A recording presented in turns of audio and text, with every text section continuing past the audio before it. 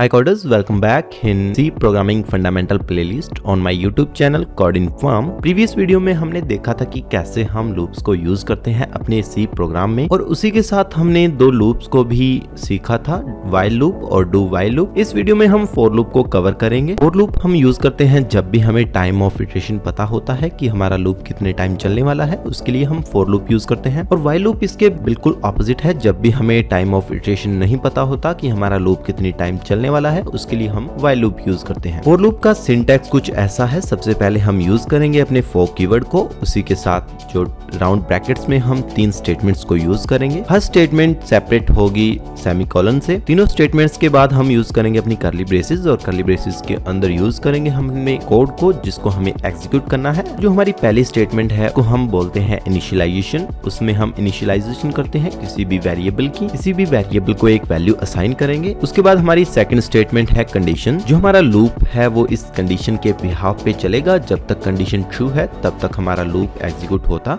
रहेगा। Increment decrement हम use करते हैं अपनी वेरिएबल की वैल्यू को चेंज करने के लिए, जो कि फॉर लूप की थर्ड स्टेटमेंट है। उसके बाद हम कर्ली ब्रेसेस में अपने जो कोड है जो कि हमें एग्जीक्यूट करवाना है उसको यूज करते हैं।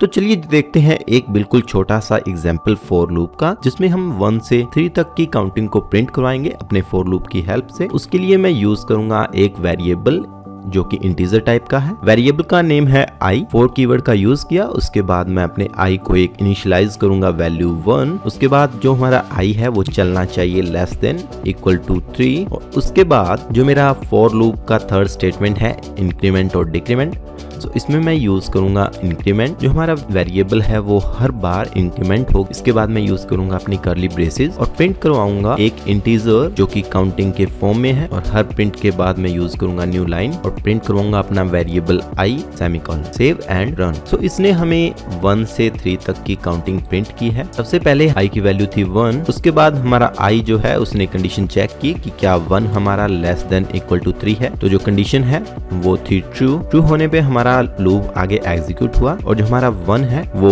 पोस्ट इंक्रीमेंट है। सो इसने एग्जीक्यूशन के साथ अपने वेरिएबल की वैल्यू को चेंज किया, और इस बार जो हमारे i की वैल्यू है वो की 2। इसी के साथ इसने प्रिंट किया 1। अभी हमारे वेरिएबल की वैल्यू इंक्रीज हो चुकी है, तो हमारे वेरिएबल की जो वैल्यू है वो है 2, और 2 को इसने चेक किया कि क्या 2 लेस देन इक्वल टू 3 है। तो वह जो हमें आउटपुट मिला वो था ट्रू। कंपाइलर ने चेक किया, कंपाइलर को जो आउटपुट मिला वो था ट्रू। ट्रू होने के बाद इसने हमारे 2 को इंक्रीज किया बाय 1 से, और अब हमारे वेरिएबल की जो वैल्यू है वो हो गई 3। और इसके बाद में इसने प्रिंट किया 2 को। फिर ये तीसरी बार चला। इस बार हमारे जो i की वैल्यू है वो थे 3। इसने 3 को चेक किया कि क्या हमारा 3 लेस देन इक्वल टू 3 है। तो ये थी ट्रू। ट्रू होने के बाद इसने हमारे 3 को इंक्रीमेंट किया बाय 1 से, और जो अब हमारे i की वैल्यू है वो हो गई 4। और इसने जो प्रिंट किया टर्मिनल पे इसने प्रिंट किया 3। सो अब हमारे लूप की वैल्यू हुई 4, और इसने 4 को चेक किया कि क्या हमारा 4 लेस देन इक्वल टू 3 है। सो यहाँ पे हमें रिजल्ट मिला फॉल्स। फॉल्स मिलने के बाद हमारा लूप हुआ टर्मिनेट, और टर्मिनेट होने के बाद हमारा लूप फिनिश हुआ। तो इस तरह से हमारा फॉर लूप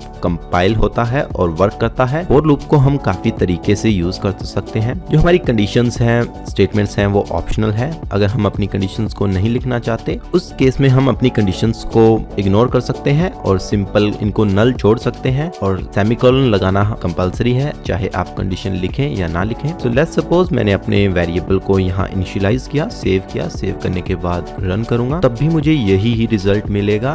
लेट्स सपोज मैं अपने इंक्रीमेंट और डिक्रीमेंट को भी यहाँ से हटाऊंगा, और इसको मैं करूंगा printf के नीचे इंक्रीमेंट। इसके बाद मैं इसे रन करूंगा। रन करने पे हमें अभी भी सेम आउटपुट मिल रहा है। तो हम अपनी कंडीशंस को भी मॉडिफाई कर सकते हैं, लेकिन हमें जो सेमीकोलन है वो लगाना नहीं भूलना, ये कंपलसरी है। अगर हमें इनफिनाइट लूप बनाना है तो उसका एक सिंटैक्स मैं आपको बताता हूँ। आपको यूज करना है फॉर, उसके बाद आपको 2 सेमीकोलन लगाने हैं, और इसके अंदर आपको प्रिंट करवाना है अपना कोई भी स्टेटमेंट। अगर मैं अब इसको रन करूँ तो रन करने पे मुझे इनफिनाइट लूप मिलेगा। तो इस तरह से हम अपने इनफिनाइट लूप बना सकते हैं जो कि कभी टर्मिनेट नहीं होंगे और वो इनफिनाइट टाइम चलेंगे। सो इसको स्टॉप करता हूँ। स्टॉप करने के बाद ऐसे हम अपने इन्फिनाइट लूप भी बना सकते हैं और हर एक कंडीशन ऑप्शनल है, हम चाहें तो लिखें, हम चाहें तो ना लिखें। फॉर लूप की हेल्प से हम काफी कॉम्प्लेक्स स्टेटमेंट्स को एग्जीक्यूट करते हैं। कोडिंग जर्नी में हम काफी यूज करेंगे लूप्स का, जिनके अंदर हम फॉर लूप्स का भी काफी यूज करते हैं जब भी हम प्रोडक्शन लेवल पे काम करेंगे। सो गाइज, आई होप कि आपने फॉर लूप्स की एग्जांपल को काफी अच्छे से किया है, और अगर आपने इसको किया है तो मैं उम्मीद करता हूँ आप इसे प्रैक्टिस भी करते होंगे। जितना आप प्रैक्टिस करोगे उतना जल्दी आप सीख पाओगे अपने लूप्स को। अगर आपको इसी तरह की और वीडियोस देखनी है तो मुझे फॉलो ज़रूर करें इंस्टाग्राम पे, यूट्यूब पे भी सब्सक्राइब करना ना भूलें। वीडियो को शेयर करें अपने दोस्तों के साथ